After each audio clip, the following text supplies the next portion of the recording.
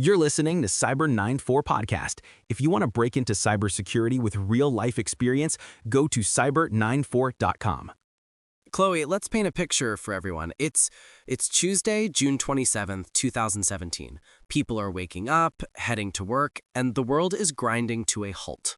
Wow. The global shipping industry has stalled. Pharmacies can't dispense medicine. ATMs across multiple countries are dark. Factories are silent. It really does sound like something from a Hollywood disaster movie, Ben, but this was terrifyingly real. I mean, this was the day the NotPetya cyber attack was unleashed on the world. Right. And it would go on to become one of the most destructive cyber incidents in history, causing over $10 billion in global damages in less than 24 hours. The attack began in Ukraine. Within hours, government ministries, banks, media outlets, and even the national power grid, they started to flicker and die. The first reports all said the same thing. It's a massive ransomware attack. Computer screens were locking up, displaying a message, demanding a Bitcoin payment. And that right there, Ben, is the first chilling twist in this nightmare. Okay. Everyone, from IT professionals to the media, they all assumed it was a criminal shakedown. But NotPetya was never designed to make money. It was a weapon of pure destruction. A weapon? Masterfully disguised as ransomware. In the security world, we call this a wiper. A wiper. So that means even if the victims paid the ransom? They would get nothing back. It was a cruel deception. The malware wasn't just encrypting the files, it was systematically obliterating them. Obliterating? It targeted and overwrote the master boot record, that tiny, critical part of a hard drive that tells a computer how to even start up. There was no decryption key. There was never a key. Wow. Once NotPetya hit your machine, it was essentially a corpse, a brick. And this cyber plague didn't stay contained in Ukraine for long. How on earth did it jump borders and spread across the globe so fast? That's the second horrifying element. It was the perfect storm of attack methods. The initial breach was a supply chain attack. Right. One of the most insidious types. The attackers, they first broke into the systems of a Ukrainian company that makes accounting software called MEDoc, software that was required for businesses to file taxes with the Ukrainian government. So you have thousands of businesses all downloading what they believe is a routine, mandatory software update from a trusted source. Exactly. But they're unknowingly opening the gates and inviting the monster right into their heart of their network. Precisely.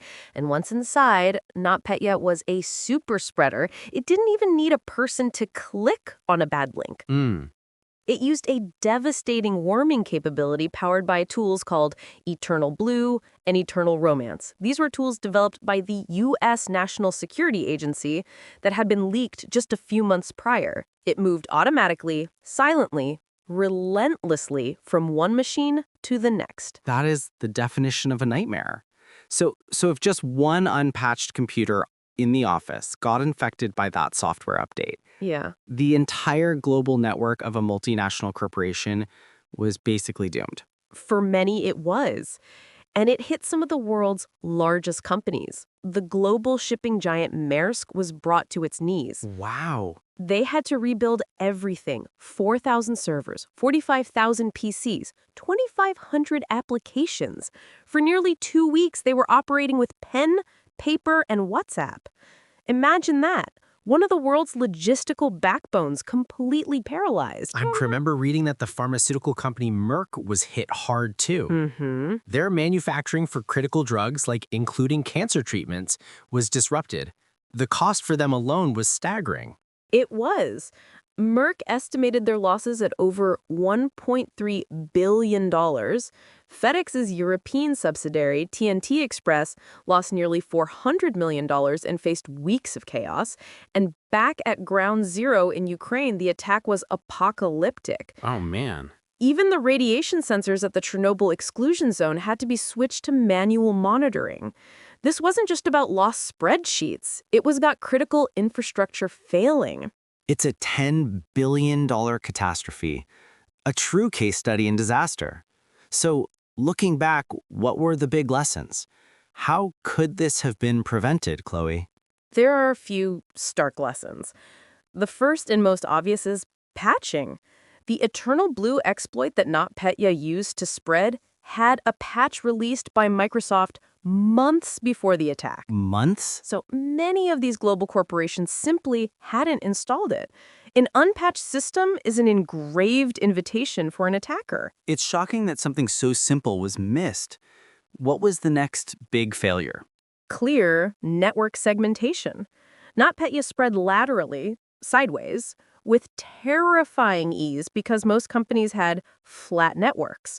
Once it was in, it could see and infect everything. Right. So, if these companies had properly segmented their networks, essentially building digital firewalls between departments, they could have contained the infection to one area instead of letting it burn down the entire organization. So don't let a fire in the mailroom take down the whole skyscraper. That makes sense. What about backups?